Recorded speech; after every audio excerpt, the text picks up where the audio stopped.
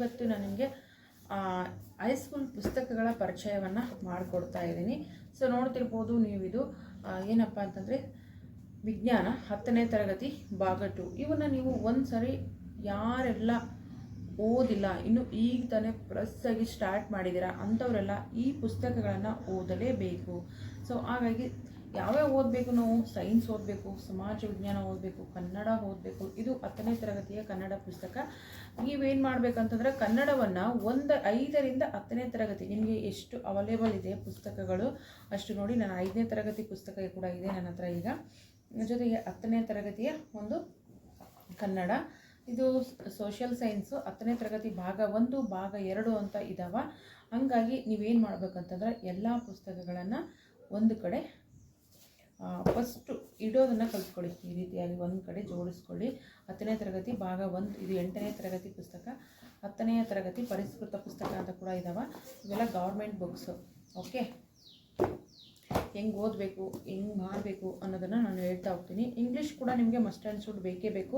ಯಾಕಂದರೆ ಪಾಠದ ಹಿಂದುಗಡೆ ಗ್ರಾಮರ್ ಇರುತ್ತೆ. ಸೊ ಆ ಗ್ರಾಮರ್ನ ನೀವು ಕಂಪಲ್ಸರಿ ಓದಲೇಬೇಕು. ಇಂಗ್ಲೀಷ್ ಗ್ರಾಮರ್ ಕೂಡ 9ನೇ ತರಗತಿಯ ಇಂಗ್ಲೀಷ್ ಗ್ರಾಮರ್, ಇದು ಕೂಡ ಇಂಗ್ಲೀಷು, ಬಟ್ ಇದು ಪೇಜು ಆಗಿದೆ.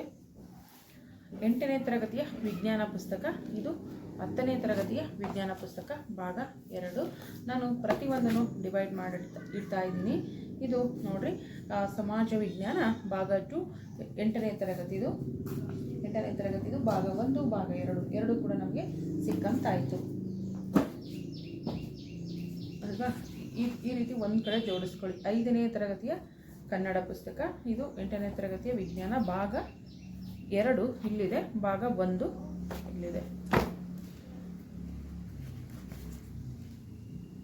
5ನೇ ತರಗತಿ ಭಾಗ 1 ಭಾಗ 2. ನಿಮ್ಮ ಹತ್ರ ಇಲ್ಲ ಅಂದರೆ ನಿಮ್ಮ ಅಕ್ಕಪಕ್ಕದ ಮನೆಯಲ್ಲಿ ಮಕ್ಕಳು ಇದ್ದೇ ಇರ್ತಾರಲ್ವಾ, ಸ್ಕೂಲ್ಗೆ ಹೋಗಿರ್ತಾರೆ. ಸೊ ಸ್ಕೂಲ್ಗೆ ಹೋಗ್ತಿರ್ಬೇಕಾದ್ರೆ ಎಜುಕೇಷನ್ ಅವ್ರದ್ದು ಕಂಪ್ಲೀಟ್ ಆಗಿರುತ್ತೆ. 5ರಿಂದ 6ಕ್ಕೆ ಹೋಗಿರ್ತಾರೆ, ಅವ್ರ ಹತ್ರ 5ನೇ ತರಗತಿ ಇಸ್ಕೊಳ್ಳಿ. 6ರಿಂದ 7ಕ್ಕೆ ಹೋಗಿರ್ತಾರೆ, ಅವ್ರ ಹತ್ರ ಪುಸ್ತಕಗಳನ್ನು ಕಲೆಕ್ಟ್ ಮಾಡ್ಕೊಳ್ಳಿ. ಸೊ ಇಂಗ್ಲೀಷ್ ಪುಸ್ತಕ ಕೂಡ ನಮಗೆ ಮಸ್ಟ್ ಆ್ಯಂಡ್ ಶುಡ್ ಬೇಕೇ ಬೇಕು. ಹಾಗಾಗಿ ನಾನು ಇಂಗ್ಲೀಷ್ ಕೂಡ ಕಲೆಕ್ಟ್ ಮಾಡಿದ್ದೀನಿ. ನಿಮಗೆ ಗಣಿತ ಬೇಕಾ? ಕನ್ನಡ ಮಾಧ್ಯಮದಲ್ಲಿ ಮ್ಯಾಥ್ಸ್ ಇದ್ದವ್ರಿಗೆ ಬೇಕೇ ಬೇಕು. CBZ ಅವರೆಲ್ಲ ಮ್ಯಾಥ್ಸ್ ಬೇಕು. ಸೊ ಹಾಗಾಗಿ ಇದು 10ನೇ ತರಗತಿಯ ಪ್ರಥಮ ಭಾಷಾ ಪುಸ್ತಕ ಕನ್ನಡ. ಕಾಣಿಸ್ತಿದೆ ಅಂತ ಅನ್ಕೋತೀನಿ. ಕನ್ನಡನೆಲ್ಲ ಒಂದು ಕಡೆ ಡಿವೈಡ್ ಮಾಡ್ತಾ ಇದ್ದೀನಿ. ಸಮಾಜ ವಿಜ್ಞಾನ 8ನೇ ತರಗತಿ ಭಾಗ 1. ಸೊ ನನ್ನ ಹತ್ರ ಆ್ಯಕ್ಚುಲಿ ಡಬಲ್ ಬುಕ್ಸ್ ಇದೆ. ಯಾರಾದರೂ ಅಕ್ಕಪಕ್ಕದ ಮನೇಲಿ ಇದ್ದಿದ್ರೆ ನಾನು ಕೊಡ್ಬೋದಾಗಿತ್ತೇನೋ.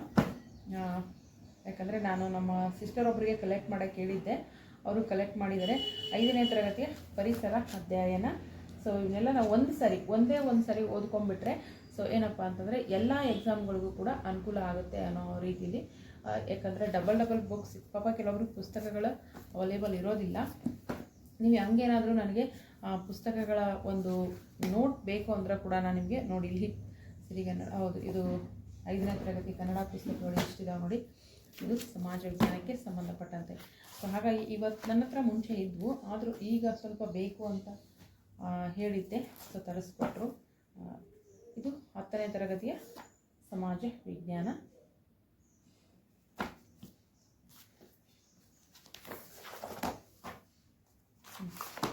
ಏಳನೇ ತರಗತಿಯ ಸಮಾಜ ವಿಜ್ಞಾನ.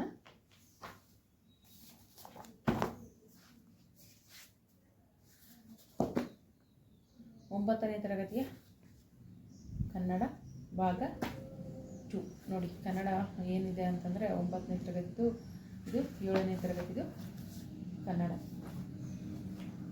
ಸೊ ಇಷ್ಟು ಕನ್ನಡಕ್ಕೆ ಸಂಬಂಧಪಟ್ಟಂತೆ ಪುಸ್ತಕಗಳು ಅವೈಲೇಬಲ್ ಇದೆ ನನ್ನ ಹತ್ರ. ಸೊ ಈಗ ನಾನು ಪ್ರತಿದಿನ ಒಂದೊಂದು ಪುಸ್ತಕಗಳನ್ನು ಓದಲೇಬೇಕು. ಒಂದು ಸಾರಿ ಓದ್ಬಿಡ್ಬೇಕು. ಆಮೇಲೆ ಅದನ್ನು ಹೇಗೆ ಬರೆಯೋದು ಅನ್ನೋದನ್ನು ಕೂಡ ನಾನು ವಿಡಿಯೋನ ಮಾಡ್ತೀನಿ.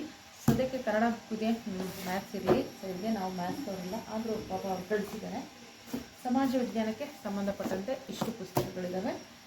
ಇಂಗ್ಲೀಷ್ ನಮಗೆ ಮಸ್ಟ್ ಆ್ಯಂಡ್ ಶುಡ್ ಬೇಕು. ಗ್ರಾಮರ್ ಅಂತ ಬಂದಾಗ ಇಂಗ್ಲೀಷ್ ಕೂಡ ಓದಲೇಬೇಕಾಗುತ್ತೆ. ಇಂಗ್ಲೀಷ್ ಪುಸ್ತಕ ಮತ್ತು ಸೈನ್ಸ್ ಪುಸ್ತಕಗಳನ್ನು ಕೂಡ ಯಾವುದೇ ಪುಸ್ತಕ ಇರಲಿ ನಿಮ್ಮ ಹತ್ರ ಯಾವ ಪುಸ್ತಕ ಅವೈಲೇಬಲ್ ಇದೆ ಅದನ್ನು ನೀವು ಏನು ಮಾಡಬೇಕು ಅಂತಂದರೆ ಕಂಪಲ್ಸರಿ ಹೈಸ್ಕೂಲ್ ಬುಕ್ಕು, ಪ್ರೈಮರಿ ಹಿಡ್ಕೊಂಡು high school 5th 6th 7th 8th 9th 10th ಭಾಗ 1 ಭಾಗ 2 ಈ ಪುಸ್ತಕಗಳನ್ನು ಒಂದು ಸಾರಿ ಕಂಪ್ಲೀಟಾಗಿ ಓದ್ಬಿಡಿ. ಅದು ನಿಮ್ಮ ತಲೆಯಲ್ಲಿ ಹೋಗ್ತಿದೆಯೋ ಬಿಡ್ತಿದೆಯೋ ಸೆಕೆಂಡ್ರಿ. ಒಂದು ಸಾರಿ ಹೋದ್ಮೇಲೆ, ಈಗ ಎಕ್ಸಾಂಪಲ್ ಹೇಳ್ತೀನಿ ನಾನು ನಿಮಗೆ. ನಾವು ಸಮಾಜ ವಿಜ್ಞಾನ ಬರಿಬೇಕು ಅಂತಂದರೆ ನೀವೀಗ ಭಾರತಕ್ಕೆ ಯುರೋಪಿಯನ್ನರ ಆಗಮನ ಅಂತಕ್ಕಂಥದ್ದು 7ನೇ ತರಗತಿಗೆ ಪುಸ್ತಕ ಭಾಗ 2ರಲ್ಲಿದೆ ನೋಡಿ. ಈ ಭಾರತಕ್ಕೆ ಯುರೋಪಿಯನ್ನರ ಆಗಮನ ಅಂತ ಬಂದಾಗ ಫಸ್ಟು ಪೋರ್ಚುಗೀಸರು ಬರ್ತಾರೆ. ಸೊ ಇದನ್ನೆಲ್ಲ ಓದ್ಕೊಂಡು ಆದಮೇಲೆ ನೀವು ಮಾಡಬೇಕಾಗಿರೋ ಮೇನ್ ಕೆಲಸ ಏನಪ್ಪ ಅಂತಂದ್ರೆ, ಇಲ್ಲಿ ಈ ಕೆಳಗಿನ ಪ್ರಶ್ನೆಗಳಿಗೆ ಒಂದು ವಾಕ್ಯದಲ್ಲಿ ಉತ್ತರಿಸಿ ಅಂತ ಇರುತ್ತೆ, ಮತ್ತು ಗುಂಪಿನಲ್ಲಿ ಚರ್ಚಿಸಿ ಅಂತ ಕೂಡ ಕೊಟ್ಟಿದ್ದಾರೆ. ಫಸ್ಟ್ ಏನು ಮಾಡಬೇಕು, ನಾವು ಹಿಂದೆ ಕೊಟ್ಟಿರ್ತಕ್ಕಂಥ ಭಾಷಾಭ್ಯಾಸದ ಪ್ರಶ್ನೆಯನ್ನು ಉತ್ತರ ಸಮೇತ ನೋಟ್ ಮಾಡಿ ಇಟ್ಕೋಬೇಕು. ಇಲ್ಲ ನಾವು ಪುಸ್ತಕದಲ್ಲೇ ಏನಪ್ಪ ಅಂತಂದರೆ ಟಿಕ್ ಕೂಡ ಮಾಡ್ಕೋಬೋದು. ಭಾರತಕ್ಕೆ ವ್ಯಾಪಾರಕ್ಕಾಗಿ ನಮ್ಮ ಮನೆ ಸ್ವಲ್ಪ ರೋಡ್ಗೆ ನಿಯರ್ ಇರೋದ್ರಿಂದ ವೆಹಿಕಲ್ ಸೌಂಡ್ಸ್ ಬರ್ತಾ ಇರುತ್ತೆ.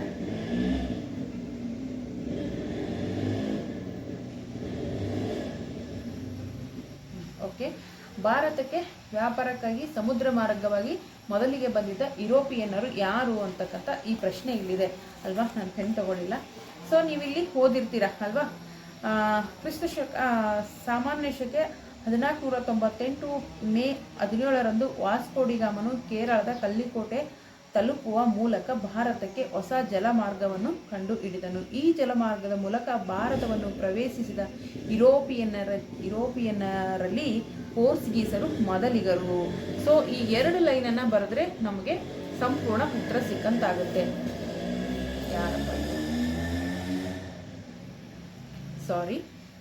ಏನಪ್ಪ ಅಂತಂದರೆ ಈ ಒಂದು ಪ್ರಶ್ನೆಗೆ ನಮಗಿಲ್ಲಿ ಉತ್ತರ ಸಿಕ್ಬಿಡ್ತು. ವ್ಯಾಪಾರಕ್ಕಾಗಿ ಸಮುದ್ರ ಮಾರ್ಗವನ್ನು ಮೊದಲಿಗೆ ಬಂದವ್ರು ಯಾರು, ಆ ಯುರೋಪಿಯನ್ನರು ಯಾರು ಅಂತಂದ್ರೆ ಅವ್ರು ಯಾರು ಅನ್ನೋದು ನಮಗೆ ಗೊತ್ತಾಗ್ಬಿಡ್ತು ಅಲ್ವಾ. ವಾಸ್ಕೋಡಿಗಾಮ ಬರ್ತಾರೆ, ಅವರು ಭಾರತಕ್ಕೆ ಜಲಮಾರ್ಗವನ್ನು ಕಂಡುಹಿಡಿತಾರೆ. ಭಾರತವನ್ನು ಪ್ರವೇಶಿಸಿದ ಮೊದಲ ಯುರೋಪಿಯನ್ನರಲ್ಲಿ ಯಾರು ಅಂತಂದ್ರೆ ಪೋರ್ಚುಗೀಸರು ಮೊದಲಿಗರು. ಪೋರ್ಚುಗೀಸರು ಅನ್ನೋದು ನಮಗೆ ಮೈಂಡಲ್ಲಿ ಇರಬೇಕು. ಆಮೇಲೆ 1498 ಮೇ 17ರಂದು ವಾಸ್ಕೋಡಿಗಾಮನು ಕೇರಳದ ಕಲ್ಲಿಕೋಟೆಯನ್ನು ತಲುಪುವ ಮೂಲಕ ಭಾರತಕ್ಕೆ ಹೊಸ ಜಲಮಾರ್ಗವನ್ನು ಕಂಡುಹಿಡಿದ. ಇಲ್ಲಿ ನಾವು ಮಲ್ಟಿಪಲ್ ಚಾಯ್ಸ್ಗೂ ನಮಗೆ ಉತ್ತರ ಸಿಗುತ್ತೆ. ಒಂದು ಸಾರಿ ಇದನ್ನು ಡೀಪಾಗಿ ಓದಿ ಬರ್ಕೊಂಡ್ರೆ ಸರಳವಾದಂಥ ಮಾರ್ಗ ಓದಲಿಕ್ಕೆ ಅಂತಕ್ಕಂಥದ್ದು. ಸೊ ನೆಕ್ಸ್ಟು ಭಾರತಕ್ಕೆ ಜಲಮಾರ್ಗವನ್ನು ಕಂಡುಹಿಡಿದವರು ಯಾರು? ಭಾರತಕ್ಕೆ ಜಲಮಾರ್ಗವನ್ನು ಕಂಡುಹಿಡಿದವರು ವಾಸ್ಕೋಡಿಗಾಮ ಅಲ್ವಾ. ಮತ್ತೇನಪ್ಪ ಅಂತಂದರೆ ಡಚ್ಚರ ರಾಜಧಾನಿ ಯಾವುವಾಗಿದ್ವು? ಡಚ್ಚರು ಅಂತ ಬಂದಾಗ ನಾವು ಪೋರ್ಚುಗೀಸರ ಏಳಿಗೆ ನೋಡ್ಕೋಬೇಕು, ಪೋರ್ಚುಗೀಸರ ಏಳಿಗೆ ಕಾರಣಗಳು ನೋಡ್ಕೋಬೇಕು. ಆಮೇಲೆ ಡಚ್ಚರು ಅಂತ ಬಂದಾಗ ಪೋರ್ಚುಗೀಸರ ಅವನತಿಯ ನಂತರ ನಮಗೆ ಡಚ್ಚರು ಬರ್ತಾರೆ. ಕೆಲವೊಂದು ಸಾರಿ ಪ್ರಶ್ನೆಗಳು ಪೋರ್ಚುಗೀಸರ ಅವನತಿಗೆ ಕಾರಣಗಳೇನು ಅಂತ ಕೇಳ್ತಾರೆ. ಆಗ ಬಲಿಷ್ಠ ನೌಕಾಪಡೆ ಹೊಂದಿದ ಡಚ್ಚರು ಮತ್ತು ಇಂಗ್ಲಿಷರು ಪೋರ್ಚುಗೀಸರ ಪ್ರಬಲ ಸ್ಪರ್ಧಿಗಳಾಗಿದ್ದರು. ಹಾಗಾಗಿ ಪೋರ್ಚುಗೀಸರ ಸರ್ಕಾರದ ನೌಕರರು ಭ್ರಷ್ಟರಾಗಿದ್ದರು. ಪೋರ್ಚುಗೀಸರಲ್ಲಿ ಅಧಿಕಾರಿಗಳೇನಪ್ಪ ಅಂದರೆ ಭ್ರಷ್ಟರಾಗಿದ್ದರು. ಸ್ವಾಮಿ ನಿಷ್ಠೆಯನ್ನು ಕಳೆದುಕೊಂಡ್ರು. ಮುಂದೆ ಅವರ ಸರ್ಕಾರ ಈನ ಸ್ಥಿತಿಗೆ ಇಳೀತದ. ಅದೇ ರೀತಿ ಏನಂತಂದ್ರೆ ಏನಪ್ಪ ಅಂತಂದರೆ ಪೋರ್ಚುಗೀಸರ ಅವನತಿಗೆ ಒಂದು ಮುಖ್ಯ ಕಾರಣ ಆಗ್ತದ ಮತಾಂಧತೆ ಅಂತಕ್ಕಂಥದ್ದು. ಅವರು ಇಲ್ಲಿ ಏನಪ್ಪ ಅಂತಂದರೆ ವಿವಿಧ ಧರ್ಮೀಯರನ್ನು ಬಲವಂತದಿಂದ ಮತಾಂತರಿಸಲಿಕ್ಕೆ, ಅಂದರೆ ಮತಾಂತರ ಒಂದು ಜಾತಿಯಿಂದ ಇನ್ನೊಂದು ಜಾತಿಗೆ ಮತಾಂತರ ಮಾಡಲಿಕ್ಕೆ ಪ್ರಯತ್ನ ಪಡ್ತಾರೆ. ಇದು ಕೂಡ ಪೋರ್ಚುಗೀಸರ ಒಂದು ಅವನತಿಗೆ ಕಾರಣ ಆಗುತ್ತೆ. ನಮಗೆ ಸರಳವಾದಂಥ ಭಾಷೆಯಲ್ಲಿ ಅರ್ಥ ಮಾಡಿಕೊಂಡು ವಿಜಯನಗರ ಸಾಮ್ರಾಜ್ಯದ ಅವನತಿ ನಂತರ ಅವರ ವ್ಯಾಪಾರ ಕೂಡ ಕುಂಠಿತವಾಯಿತು ಅಂತಕ್ಕಂಥದ್ದು. ಟೋಟಲ್ ಆಗಿ ಒಂದು 4 ರಿಂದ 5 ನೋಟ್ಸ್ ಮಾಡ್ಕೋಬೇಕು, ಪಾಯಿಂಟ್ಸ್ ಮಾಡಿಕೊಂಡು ಅವರ ಒಂದು ಅವನತಿಗಳನ್ನು ನಾವು ಬರಿಬೋದು. ನಾನು ಜಸ್ಟ್ ಒಂದು ಎಕ್ಸಾಂಪಲ್ ಆಗಿ ಹೇಳ್ತಾ ಇದ್ದೀನಿ. ಡಚ್ಚರು ಅಂತ ಬಂದಾಗ ಈಗ ಪೋರ್ಚುಗೀಸರ ನಂತರ ಭಾರತಕ್ಕೆ ಬಂದವರು ಯುರೋಪಿಯನ್ನರಲ್ಲಿ ನೆದರ್ಲ್ಯಾಂಡ್ ದೇಶದ ಡಚ್ಚರು. ಇಲ್ಲಿ ನೋಡ್ರಿ ನಮ್ಗೆ ಹೆಂಗಂದ್ರೆ ಭಾರತಕ್ಕೆ ಬಂದ 2ನೇ ವಿದೇಶಿಗರು ಯಾರು ಅಂತಂದ್ರೆ ಡಚ್ಚರು ಅಂತ ಆಗುತ್ತೆ. ಮೊದಲಿಗರು ಪೋರ್ಚುಗೀಸರು, ಅದರಲ್ಲಿ ಜಲಮಾರ್ಗವನ್ನು ಕಂಡುಹಿಡಿದವರು ವಾಸ್ಕೋಡಿಗಾಮ. ಅದು 1498 ಮೇ 17ರಂದು ಅಲ್ವಾ. ಕೇರಳದ ಕಲ್ಲಿಕೋಟೆಯ ಮೂಲಕ ನಮಗೆ ಜಲಮಾರ್ಗವನ್ನು ಕಂಡುಹಿಡಿದ್ರು ಅಂತಕ್ಕಂಥದ್ದು. ಅದಾದ ನಂತರ ಅಲ್ಲಿ ಅಷ್ಟು ಪ್ರಶ್ನೆಗಳು ನಮ್ಮ ತಲೆಯಲ್ಲಿ ಉಳಿತದೆ. ಸೊ ಅವರ ಅವನತಿ ಕಾರಣಗಳು ಏನು ಅಂತಲೂ ಹೇಳಿದೆ. ಅದಾದ ನಂತರ ಈ ಡಚ್ಚರು ಭಾರತಕ್ಕೆ ಬಂದಂಥ 2ನೆಯ ಯುರೋಪಿಯನ್ನರು ಡಚ್ಚರು ಅಲ್ವಾ. ಪೋರ್ಚುಗೀಸರ ನಂತರ ಭಾರತಕ್ಕೆ ಬಂದಂಥವ್ರು. ಇವರು ಯಾವ ದೇಶದವರು? ನೆದರ್ಲ್ಯಾಂಡ್ ದೇಶದವರು. ಇವರು ಭಾರತಕ್ಕೆ ಯಾವಾಗ ಬಂದರು? ಸಾಮಾನ್ಯ ಶಕೆ 1596ರಿಂದ 1792ರವರೆಗೆ ನಮ್ಮ ಭಾರತದಲ್ಲಿ ಆಳ್ವಿಕೆಯನ್ನು ನಡೆಸಿದ್ರು ಅಂತಕ್ಕಂಥದ್ದು. ಹೌದಲ್ವಾ. ಅದಾದ ನಂತರ ಇವರು ಸಾಮಾನ್ಯಕ್ಕೆ 1602ರಲ್ಲಿ ಡಚ್ ಈಸ್ಟ್ ಇಂಡಿಯಾ ಕಂಪನಿಯನ್ನು ಕೂಡ ಸ್ಥಾಪನೆ ಮಾಡ್ತಾರೆ. ಈ ಕಂಪನಿಯು ಪೂರ್ವದ ದೇಶಗಳೊಂದಿಗೆ ವ್ಯಾಪಾರವನ್ನು ಮಾಡುವ ಏಕ ಸಮಯವನ್ನು ಪಡಿತವ. ಹಾಗಾದರೆ ನಮಗೆ ಈ ಪ್ರಶ್ನೆ ಏನಿದೆ ಅಲ್ವಾ, ಡಚ್ಚರ ವ್ಯಾಪಾರ ಕೇಂದ್ರಗಳು ಅಥವಾ ರಾಜಧಾನಿ ಯಾವುದು ಅಂತಕ್ಕಂಥದ್ದು. ಡಚ್ಚರ ರಾಜಧಾನಿ ಯಾವುದಾಗಿತ್ತು ಅಂತಕ್ಕಂಥದ್ದು ನಮ್ಮ ಪ್ರಶ್ನೆ. ಈಗ ಓದ್ತಾ ಹೋದ್ರೆ ನಮಗೆ ಗೊತ್ತಾಗುತ್ತೆ. ಪುಲಿಕಾಟ್ ಡಚ್ಚರ ರಾಜಧಾನಿ ಆಗಿತ್ತು. ಇದು 1 ಮಾರ್ಕ್ ಕ್ವಶನ್. ಆದರೆ ಅವರು 2-3 ವಾಕ್ಯದಲ್ಲಿ ಅಂತ ಕೇಳಿದಾಗ ಏನಪ್ಪ ಅಂತಂದ್ರೆ ಭಾರತಕ್ಕೆ ಬಂದ 2ನೇ ಯುರೋಪಿಯನ್ನರು ಯಾರಂದಾಗ ಡಚ್ಚರು ಅಂತ ಹೇಳಬೇಕು. ಇಸ್ವಿ ನೆನಪಿರಬೇಕು, 1596ರಿಂದ 1792 ಭಾರತಕ್ಕೆ ಬಂದಂಥ 2ನೇ ಯುರೋಪಿಯನ್ನರು. ಅವರು ಏನಪ್ಪ ಅಂತಂದ್ರೆ ಇಂಡಿಯಾದಲ್ಲಿ ಡಚ್ ಈಸ್ಟ್ ಇಂಡಿಯಾ ಕಂಪನಿಯನ್ನು ಸ್ಥಾಪನೆ ಮಾಡ್ತಾರೆ ಭಾರತದಲ್ಲಿ. ಅದು ಎಷ್ಟರಲ್ಲಿ ಅಂದರೆ 1602ರಲ್ಲಿ ಅಂತ ಬರೀಬೇಕು. ಅದಾದ ನಂತರ ಅವರ ವ್ಯಾಪಾರ ಕೇಂದ್ರಗಳು ಮತ್ತು ಅವ್ರದ್ದು ರಾಜಧಾನಿ ಯಾವುದಾಗಿತ್ತು ಅಂದರೆ ಪುಲಿಕಾಟ್ ಅವರ ಡಚ್ಚರ ರಾಜಧಾನಿ ಆಗಿತ್ತು. ಡಚ್ಚರ ವ್ಯಾಪಾರ ಕೇಂದ್ರಗಳು ಆಗ್ರಾ, ಮಚಿಲಿಪಟ್ಟಣ, ಸೂರತ್, ಕರೈಕಲ್, ನಾಗಪಟ್ಟಣಂ, ಕೊಚ್ಚಿ ಮೊದಲಾದ ಕಡೆಗಳಲ್ಲಿ ಡಚ್ಚರ ವ್ಯಾಪಾರ ಕೇಂದ್ರಗಳು ಇದ್ವು ಅಂತಕ್ಕಂಥದ್ದು. ಇದು ಜಸ್ಟ್ ಒಂದು ಬ್ರೀಫಾಗಿ ಹೇಳಿದ್ದೀನಿ. ಮುಂದೆ ಡೈಲಿ ಇದೇ ರೀತಿ ನಾನು ಯಾವ ಪಾಠವನ್ನು ಓದ್ತೀನಿ ಆ ಪಾಠವನ್ನು ಫುಲ್ಲು ಎಕ್ಸ್ಪ್ಲೈನ್ ಮಾಡ್ತಾ ಯಾವ ರೀತಿ ಬರಿಬೇಕು ರೈಟಿಂಗಲ್ಲಿ ಅನ್ನೋದನ್ನು ಕೂಡ ಹೇಳ್ತಾ ಹೋಗ್ತೀನಿ. ನನ್ನ ಜೊತೆ ನೀವು ಕೂಡ ಕಲಿತೀರಿ ಅಂತ ನಾನು ಭಾವಿಸಿದ್ದೀನಿ. ಸೊ ಯಾವುದನ್ನು ತಲೆಗೆ ಹಾಕೋಬಿಡಿ. ಇವತ್ತು ಯಾವುದೇ ರೀತಿ ಮೋಟಿವೇಶನ್ ಕೊಡ್ತಾ ಇಲ್ಲ ನಾನು. ಯಾರಪ್ಪ ಇದು ಕೆಲಸ ಕಾರ್ಯ ಇಲ್ಲ ಅಂದರೆ ಹಿಂಗೆ ಆಗೋದು. ಇರಲಿ. ಸೊ ಈ ಪುಸ್ತಕಗಳನ್ನು ನೀವು ಮಸ್ಟ್ ಆ್ಯಂಡ್ ಶುಡ್ ಓದಲೇಬೇಕು. ಓಕೆ, ಖಂಡಿತ ಈ ವಿಡಿಯೋ ಇಷ್ಟ ಆದರೆ ವಿಡಿಯೋಗೆ ಒಂದು ಲೈಕ್ ಮಾಡಿ, ಚಾನಲ್ ಸಬ್ಸ್ಕ್ರೈಬ್ ಮಾಡಿಕೊಂಡು ದಯವಿಟ್ಟು ಸಪೋರ್ಟ್ ಮಾಡಿ.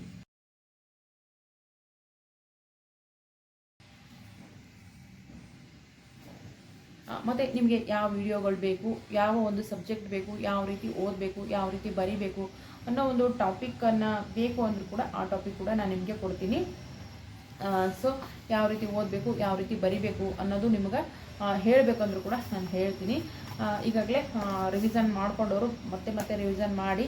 ಸೊ ಸೈನ್ಸ್ ಕೂಡ ಓದಲೇಬೇಕು. ಯಾಕಂದರೆ ರೈಟಿಂಗ್ ಜೊತೆಗೆ ನಮಗೆ ಮಲ್ಟಿಪಲ್ ಚಾಯ್ಸ್ ಕೂಡ ಇರುತ್ತೆ. ಹಾಗಾಗಿ ಈ ವಿಜ್ಞಾನ ಕೂಡ ನೀವು ಕಂಪಲ್ಸರಿ ಓದಲೇಬೇಕು. Okay, first primary to high school ಓದಿ, ಆಮೇಲೆ ಮುಂದಿನ ನೋಡ್ಕೊಳ್ಳಿ.